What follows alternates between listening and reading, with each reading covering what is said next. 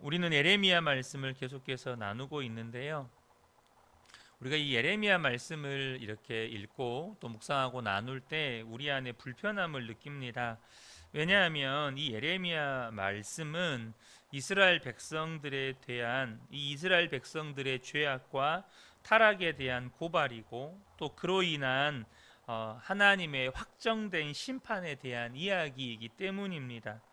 또 그런 부담스러운 말씀이 장장 52장에 걸쳐서 기록이 되어 있어요.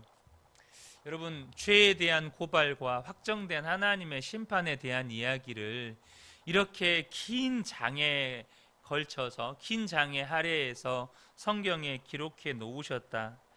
여러분, 그만큼 이스라엘의 죄악과 타락이 뿌리 깊다는 의미이기도 합니다. 또한 저와 여러분의 삶에도 그만큼 죄는 무섭게 역사하고 있다는 의미이기도 해요. 여러분, 질병 중에도 어떤 질병들은 평생에 걸쳐서 싸워야 하는 질병이 있습니다. 정말 죽을 때까지 투병을 해야 되는 그런 질병이 있잖아요. 마찬가지로 죄가 그렇습니다. 우리가 주님 앞에 설 때까지 끊임없이 싸워야 하는 존재가 바로 이 죄라는 존재입니다.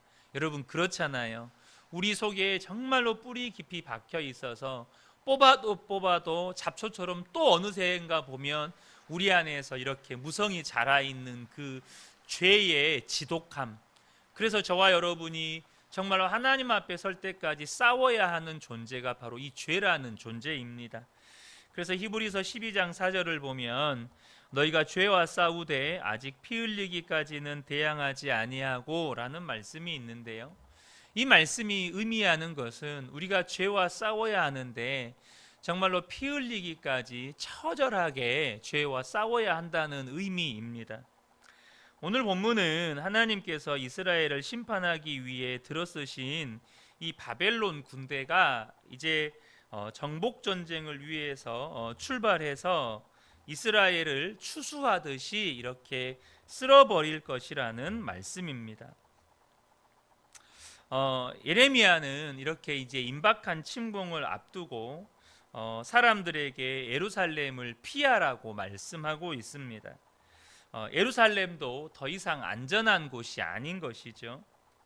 사실 이 유다 백성들에게 피할 곳은 없습니다. 이에 대해 예레미야는 이제 예루살렘을 정복하는 자를 다양한 방식으로 비유해서 오늘 본문에 소개하고 있습니다. 먼저 이 목자로 비유되고 있는 이 바벨론의 왕은 양떼, 그러니까 곧 군대를 몰고 와서 예루살렘을 둘러쌀 것이라고 말씀하고 있어요. 3절을 보면 목자들이 그 양떼를 몰고 와서 주위에 자기 장막을 치고 각기 그 초소에서 먹이리로다. 그러니까 여기서 말하는 목자는요, 우리 주 하나님을 말하는 게 아니고 지금 이스라엘을 점령할 점령군들의 대장, 쉽게 말하면 바벨론의 왕을 상징하는 것입니다. 그들이 와서 이제 이 예루살렘에다가 장막을 치고 자기 양들을 먹일 거라는 거예요. 여러분, 양떼가 와서 초장을 한번 휩쓸면 어떻게 됩니까? 다 뜯어 먹어버리니까 황폐하게 되는 것처럼 이 예루살렘이 황폐하게 될 것이라는 말씀입니다. 그리고 하나님은 적국의 수장으로서 이스라엘을 향한 공격을 진두지휘하는 분으로 또 등장을 합니다. 4절을 보면 너희는 그를 칠 준비를 하라. 일어나라. 우리가 정오에 올라가자. 아하, 아깝다. 날이 기울어 저녁 그늘이 길었구나. 지금 너희는 하면서 지금 이 정복군을 향하여서 일어나서 칠 준비를 해라 라고 명령하시는 분이 하나님이세요. 오히려 하나님은 지금 이제 해가 떠올라서 곧 저녁이 되는 것을 정말로 안타깝다라고 표현하시면서 좀 이스라엘 백성들을 점령할 시간이 너무 짧다, 이스라엘 백성들을 정복할 시간이 너무 짧다, 이렇게 말씀하시는 분이 하나님이십니다. 여러분, 무서운 말씀이잖아요. 사실 굉장히 무서운 말씀입니다. 그러니까 지금 이제 예루살렘에 대한 심판이 더 이상 돌이킬 수가 없다는 의미입니다. 이는 예루살렘이 하나님께로 돌이키지 않고 다시는 이제는 변하지 않을 거라는 말씀이기도 해요. 그래서 6절 하반절부터 보면 6절과 7절을 보면 그 중에는 오직 포악한 것뿐이니라 샘이 그 물을 솟구쳐 냄같이 그가 그 악을 드러내니 폭력과 탈취가 거기에서 들리며 질병과 살상이 내 앞에서 계속하느니라. 그러니까 하나님이 이렇게까지 심판에 대해서 확정적으로 말씀하시는 이유는 정말로 이스라엘 백성들이 더 이상 돌이킬 가능성, 회개할 가능성이 없어졌다는 의미입니다. 그만큼 그들 가운데 죄악이 가득하다는 뜻이에요. 그리고 10절부터 15절까지 두 번에 걸쳐서 하나님의 심판과 그 이유를 기술하고 있습니다. 왜 하나님이 하나님이 이렇게 심판할 것이다. 그리고 왜 그렇게 심판하시는지에 대해서 이렇게 말씀해 주고 있습니다. 여러분, 하나님은 심판의 하나님이십니다. 그러나 동시에 사랑의 하나님이십니다. 그래서 하나님은 한 사람 혹은 한 도시나 나라를 심판하실 때 단 한 번의 죄로 이렇게 심판하시는 경우는 없습니다. 한 번 죄를 지었다고 하나님께서 그 사람이나 혹은 그 나라나 민족을 심판하시는 경우는 없어요. 하나님은요, 사랑의 하나님이시기 때문에 오래 참으십니다. 베드로후서 3장 9절을 보면 주의 약속은 어떤 이들이 더디다고 생각하는 것 같이 더딘 것이 아니라 오직 주께서는 너희를 대하여 오래 참으사 아무도 멸망하지 아니하고 다 회개하기에 이르기를 원하시느니라. 그러니까 하나님은 오래 참으시고 정말로 다 회개하기에 이르기를 원하시는 하나님이시라는 거죠. 그런데도 하나님께서 한 도시나 한 민족이나 한 나라를 심판하셨다면 그것은 더 이상 회개할 가능성이 없게 되었기 때문입니다. 더 이상 돌이킬 가능성이 없게 되었다는 거예요. 그 대표적인 예가 바로 소돔과 고모라입니다. 그곳에 죄악이 가득하여서 더 이상 돌이킬 수 없는 그런 상태가 되었고, 하나님의 백성이라고 하는 롯마저도 이 소돔 사람들의 가치관, 이 죄가 가득한 소돔 사람들의 삶의 방식에 물들어서 살아갔습니다. 롯이 구원받은 건 롯의 믿음 때문이 아니었습니다. 하나님께서 아브라함을 기억하셔서 롯과 그의 가족들을 구원해 내셨다고 말씀하셨습니다. 그러니까 그 땅 가운데 구원받을 만한 믿음이 있는 사람이 단 한 사람도 없었던 거예요. 그곳에 의인이 10명이 아니고요, 단 한 사람도 없었던 겁니다. 그래서 소돔성이 멸망받은 거죠. 오늘 우리가 이 본문을 보면서 우리가 정말로 주목해 보아야 할 것은 한 도시, 한 나라에 하나님이 심판하실 수밖에 없을 정도로 죄악이 가득한 상태, 그러니까 더 이상 회개할 가능성이 없는 상태에 있을 때에 나타나는 두 가지 현상이 오늘 본문에 기록이 되어 있어요. 어떤 도시가, 어떤 나라가, 아니면 이 지구가 하나님의 심판을 피할 수 없을 만큼, 정말로 이제는 더 이상 회개의 가능성이 없을 만큼 그렇게 타락했을 때에 나타나게 되는, 하나님의 심판이 임박했을 때에 반드시 나타나게 되는 두 가지 죄의 현상들이 있다는 겁니다. 그게 뭘까요? 첫 번째 현상은 뭐냐면 하나님의 말씀을 더 이상 들으려 하지 않는다는 것입니다. 10절을 보면요, 내가 누구에게 말하며 누구에게 경책하여 듣게 할꼬, 보라 그 귀가 할례 받지 못하였으므로 듣지 못하는도다. 보라 여호와의 말씀을 그들이 자신들에게 욕으로 여기고 이를 즐겨하지 아니하니 라고 말씀합니다. 그러니까 더 이상 회개할 수 없는 상태에 이르렀을 때에 하나님의 심판이 임박했을 때에 반드시 나타나는 죄의 현상이 뭐냐면 하나님의 말씀을 들으려 하지 않는다는 겁니다. 본문에는 이것을 귀가 할례받지 못하였다라고 표현을 해요. 할례는 뭡니까? 세례예요, 세례. 이들이 하나님의 백성이라는 것을 나타내는 징표가 할례고, 그것을 신약식으로 이야기하면 내가 예수 믿어 하나님의 자녀가 되었습니다 라는 것을 하나님의 백성들 앞에서 공식적으로 선언하고 그 증표로 세례를 받는 거죠. 그러니까 옛사람은 죽고 예수 그리스도와 함께 이제 살게 된 새 사람이 되었다는 이 언약의 징표가 바로 세례입니다. 그런데 그들의 귀가 할례받지 못하였다는 것은 뭐냐면 그들의 귀가 거듭나지 않았다는 거예요. 그래서 그들이 어떻습니까? 하나님의 말씀을 들으려 하지 않는다는 겁니다. 특별히 어떤 하나님의 말씀을 들으려 하지 않을까요? 자기들이 듣기 싫은 하나님의 말씀을 들으려 하지 않는다는 거예요. 에레미야가 어떤 말씀을 전했습니까? 너희들의 죄악이 너무나 가득하다. 이제 하나님께서 심판을 확정하셨다. 하나님께서 예루살렘을 반드시 심판하실 것이다. 너희들의 죄에서 돌이켜라. 이 말씀을 전하는데 이 말씀을 이들이 들으려 하지 않는다는 겁니다. 여호와의 말씀을 그들이 자신들에게 욕으로 여기고, 너희들이 지금 범죄하였다. 우상 앞에서 절하면서 하나님께 범죄하였다. 거기서 돌이켜라 라고 하는 이 말씀에 대해서 그들이 자기들을 향하여서 하는 욕으로 여긴다는 거예요. 자기들에게 조금 듣기 싫어 불편한 말씀, 자기들이 조금 듣기 싫어하는 말씀이 그들에게 증거되어지면 듣기 싫어한다는 거예요. 욕으로 여긴다는 거예요. 감히 네가 나에게 욕해? 내가 이렇게 생활하고 있는 것에 대해서 네가 함부로 말해? 이렇게 여긴다는 것입니다. 이것을 에레미야가 귀가 할례받지 못하였다라는 표현을 쓰고 있는 거죠. 심지어 예수님께서도 또 에레미야 선지자조차도 고발하는 게 뭡니까? 하나님께서 보낸 선지자들을 그들이 죽였다는 거예요.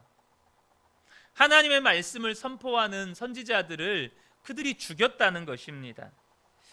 여러분, 사도 바울도 마지막 때에 일어날 현상에 대해서 디모데에게 이렇게 권면하고 고발했습니다. 디모데후서 4장 3절과 4절을 보면 때가 이르리니 사람이 바른 교훈을 받지 아니하며 귀가 가려워서 자기의 사욕을 따를 스승을 많이 두고 또 그 귀를 진리에서 돌이켜 허탄한 이야기를 따르리라. 마지막 때에 반드시 일어날 현상이 뭐냐면 바른 교훈을 받지 않는다는 거예요. 그리고 자기의 사욕을 따를 스승을 둔다는 거예요. 다시 말하면 자기 귀에 듣기 좋은 말씀을 가르쳐줄 선생들만 따른다는 거예요. 특별히 이 시대가 그게 너무 좋게 환경이 만들어진 게, 지금 예전에는 자기가 듣고 싶은 설교를 들으려면, 소위 말해서 아날로그 시대를 살아갔던 우리 부모님 세대들은 정말로 은혜 받은 설교, 그때 당시에는 뭐 내 귀에 듣고 싶은 설교였겠어요? 그렇지도 않죠. 정말로 은혜 받고 싶어서 여러분 어느 교회에서 부흥 집회를 한다 그러면 정말로 쌀하고 솥단지 지고 그 교회에서 먹고 자고 하면서 그 말씀을 들어야 했었을 때가 있었습니다. 그러잖아요. 어느 교회에서 부흥 집회합니다 그러면 뭐 면이나 군에서 멀리 떨어져 있는 분들은 정말로 솥과 쌀 지고 가서 거기 교회에서 이불 깔고 자고 먹으면서 부흥 집회에 참여했었다고요. 그런데 지금은 어떻습니까? 여러분들이 핸드폰만 열어도 내가 원하는 설교, 원하는 강의, 원하는 가르침을 얼마든지 들을 수 있는 너무나도 말씀을 접하기 쉬운 시대를 살고 있어요. 이건 분명히 하나님께서 은혜로 주신 것입니다. 그럼에도 불구하고 내가 듣고 싶은 설교만 들을 수 있는 또한 환경은 너무나도 잘 열려 있다는 거죠. 그래서 여러분, 이 죄악이 가득하여서 더 이상 회개할 가능성이 없는 상태에서 나타나는 현상이 뭐냐면 바른 교훈을 듣지 않으려고 한다는 것입니다. 그리고 내가 원하는 것만 들으려고 해요. 그래서 디모데후서 3장 4절을 보면 그 귀를 진리에서 돌이켜 허탄한 이야기를 따르리라. 진리는 듣지 아니하고 허탄한 이야기들만 따르는 그런 현상들이 이 시대에 나타나게 된다는 것입니다. 두 번째는요, 주의 종들의 타락입니다. 더 이상 회개할 가능성이 없는 상태에 이르렀을 때 나타나는 두 번째 현상이 주의 종들의 타락이에요. 성직자들, 목회자들이 변질되어 부패하게 된다는 겁니다. 제가 그것에 대한 구체적인 사례를 들지 않아도 이미 여러분들이 접하고 있는 소식들 속에서 성직자들, 목회자들의 타락은 너무나도 쉽게 접하고 있는 현상이다 보니 굳이 제가 거기에 대해서 부연 설명할 필요는 없을 것 같습니다. 13절과 14절을 보면 이는 그들이 가장 작은 자로부터 큰 자까지 다 탐욕을 부리며 선지자로부터 제사장까지 다 거짓을 행함이라. 그들이 내 백성의 상처를 가볍게 여기면서 말하기를 평강하다 평강하다 하나 평강이 없도다. 주의 종들의 타락의 대표적인 증상이 있는데요, 그게 뭐냐면 첫 번째가 거짓 메시지입니다. 오늘 본문에 에레미야는 하나님께서 예루살렘을 심판할 것이다, 예루살렘은 멸망할 것이다, 속히 도망쳐라, 이렇게 메시지를 선포하고 있는데 거짓 선지자들, 타락한 종들은 하나님의 도성인데, 이 예루살렘은 하나님의 도성인데, 우리는 하나님의 택한 백성인데 절대 예루살렘은 안 망한다, 이 하나님의 도성인 예루살렘은 절대 멸망할 리가 없다, 평강하다 평강하다, 이렇게 거짓 메시지를 전한다는 거예요. 거짓 메시지를 전한다는 거예요. 그러면서 또 하나 나타나는, 이 타락한 종들에게서 나타나는 현상이 뭐냐면 바로 거짓 행함이라는 것입니다. 13절에 선지자로부터 제사장까지 다 거짓을 행함이라. 근데 그 거짓을 행함이라는 말 앞에 그 거짓 행함이 뭔지를 보여주는데 다 탐욕을 부리며 거짓을 행함이라. 그러니까 그들의 거짓 행함은 뭐냐면 탐욕을 부린다는 거예요. 그러니까 그들이 가르쳤던 말씀과 상반된 탐욕을 부리는 삶을 주의 종들이 산다는 겁니다. 이재철 목사님이 목회자를 비판하는 설교를 들었습니다. 물론 이 비판은 대한민국 교회에 있는 모든 목회자들을 향한 비판은 아닙니다. 사실 그 주요 비판의 대상이 된 목회자들은 적어도 중형교회 이상의 교회의 목회자들을 향한 비판입니다. 그러면서 이재철 목사님이 하시는 비판이 뭐였냐면, 목회자들이 은퇴할 때 정말로 상상할 수 없는 큰 금액의 전별금을 받는다는 거예요. 은퇴비 명목으로 정말 상상할 수 없는 금액의 전별금을 받고, 거기에 더해서 집도 받고, 또 큰 차도 받고, 또 원로 목사로 추대가 되어서 죽을 때까지 또 봉급까지 받는다는 거예요. 대한민국에서 봉급받고 직장 생활하는 분들 가운데 그렇게 은퇴하는 사람은 목사밖에 없다는 겁니다. 그러면서 더 중요한 말씀을 하셨는데, 그동안의 단상에서 성도들에게 내려놓아야 한다, 자기를 부인하고 자기 십자가를 지고 주님을 따라야 한다라고 그렇게 외쳤는데, 은퇴할 때 그렇게 은퇴함으로 인해서 그동안에 내가 설교했던 것은 다 거짓말입니다 라는 메시지를 성도들에게 주고 교회를 떠난다는 거예요. 그렇게 설교하지는 않아요. 근데 목회 활동을 하면서는 자기를 부인하고 자기 십자가를 지고 주님을 따라야 한다라고 설교를 했지만, 그 은퇴의 자리에서 그 은퇴하는 모습 자체가 내가 그동안에 여러분에게 했던 설교는 다 거짓말이었습니다 라는 메시지를 남기고 교회를 떠나가는 일이라는 것입니다. 사랑하는 성도 여러분, 오늘 이 메시지는 저를 향한 메시지이기도 하고 우리 성도님들을 향한 메시지이기도 합니다. 저와 여러분이 귀가 할례 받아야 합니다. 하나님의 말씀 앞에서는 언제나 하나님의 말씀을 듣는 주여 말씀하옵소서 종이 듣겠나이다, 이 태도로 들어야 할 줄로 믿습니다. 그러나 또한 말씀을 전하는 저는 두렵고 떨림으로 여러분 말씀을 전하고 무엇보다도 삶으로 여러분에게 말씀을 전해야 해요. 그러므로 여러분, 전하는 자나 듣는 자나 언제나 하나님 앞에 서서 전해야 하고 하나님 앞에서 서서 말씀을 들어야 합니다. 오늘 본문에 이스라엘 백성들에게 확정된 하나님의 심판을 에레미야는 전하고 있지만, 그럼에도 불구하고 이스라엘 백성들에게 뭐라고 이야기하냐면 1절에 베냐민 자손들아 예루살렘 가운데로부터 피난하라, 두고아에서 나팔을 불고 베낫게렘에서 깃발을 들라, 재앙과 큰 파멸이 북방에서 엿보아 오미니라. 예루살렘에서 피난하여서 두고아로 가라는 거예요. 두고아는 이 예레미야의 고향입니다. 다시 말하면 여전히 하나님은 피할 길을 그들에게 내어주시는 거예요.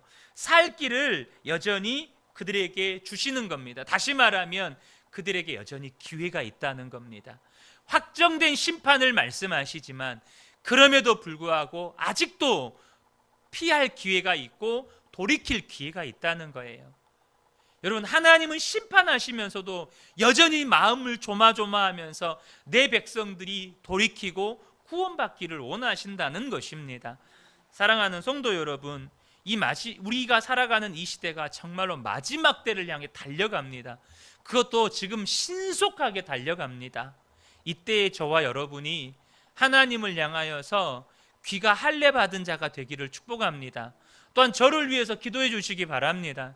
여러분, 제가 언제나 하나님의 말씀을 삶으로 선포하는 자가 되도록 여러분 기도해 주셔야 합니다. 제가 늘 하나님의 종으로 서 있어야 여러분에게 정말 복이 됩니다. 왜냐하면 제 말씀이 입으로만 떠드는 말씀이 아니라 삶으로 여러분 선포된 말씀이 되어야 하기 때문입니다.